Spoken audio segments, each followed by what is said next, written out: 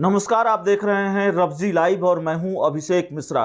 बिहार उपचुनाव की बात करेंगे और बिहार विधानसभा उपचुनाव में किसका पलड़ा भारी है, इसको समझने की कोशिश करेंगे। ये समझना इसलिए भी जरूरी हो जाता है क्योंकि बिहार की प्रमुख विपक्षी पार्टी आरजेडी की तरफ से और आरजेडी के कर्ता धर्ता तेजस्वी यादव की तरफ से ये दावा रहा है कि अगर आरजेडी ये दोनों सीटें जीत लेती है तो बिहार में सीएम नीतीश कुमार की सरकार गिर जाएगी। तेजस्वी यादव ये कैसे करेंगे ये उन्होंने नहीं बताया है, लेकिन इतना ज़रूर है कि वाकई सीएम नीतीश कुमार के लिए और जेडीयू के लिए ये दोनों सीटें साख का सवाल है, क्योंकि ये दोनों सीटें जेडीयू के खाते में ही रही है। कुशेश्वर स्थान पर ज़्यादा चर्चा इसलिए नहीं करेंगे कि कुशेश्वर स्थान पर बहुत वक्त बिताने का मौका नहीं मिला, कुशेश्वर स्थान को बहुत समझने का मौका नहीं मिला। कुछ घंटों के लिए कुशेश्वर स्थान हम गए थे और वहाँ से लौट आए, लेकिन तारापुर के कई गांवों में हम गए हैं और कई गांवों में जाकर लोगों से बातचीत की है और उस बातचीत के आधार पर हम इस पूरी रिपोर्ट में ये समझाएंगे कि दरअसल तारापुर के लोगों का मूड क्या है। तमाम वीडियोज आपने देखे हैं, जिन गांवों में हम गए, सिसुआ गए, परसा गए, तारापुर बाजार हो, और भी कई गांव हैं जिनके नाम मुझे नहीं याद आ रहे हैं। बहुत सारे गांवों में मैं गया, लेकिन बनगामा भी गया। तो क्या मूड है इस बार तारापुर की जनता का? दरअसल लड़ाई मुश्किल हो गई है। तेजस्वी यादव ने इस लड़ाई को मुश्किल लड़ाई बना दिया है। सबसे जो महत्वपूर्ण बात है कि टक्कर आरजेडी और जेडीयू के बीच है।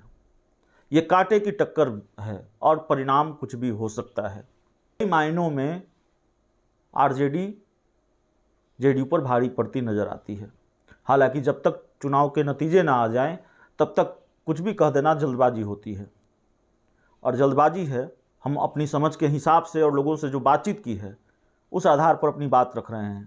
लेकिन आरजेडी का पलड़ा भारी है तारापुर में, ये बिना किसी गुरेज के कहा जा सकता है।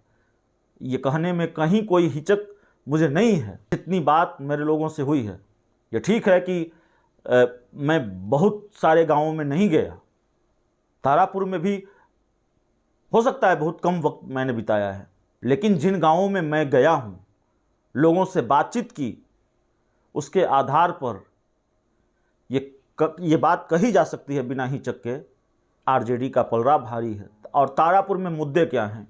रोजगार बड़ा मुद्दा है इस उपचुनाव में। रोजगार को लेकर लोगों में नाराजगी है। 19 लाख रोजगार देने का वादा किया था और इसको लेकर गांवों में नाराजगी है। शिक्षा जैसे मुद्दे भी इस चुनाव में हैं और उसको लेकर लोगों में नाराजगी है। विकास के जो दूसरे काम होते हैं उसको लेकर लोगों में नाराजगी है।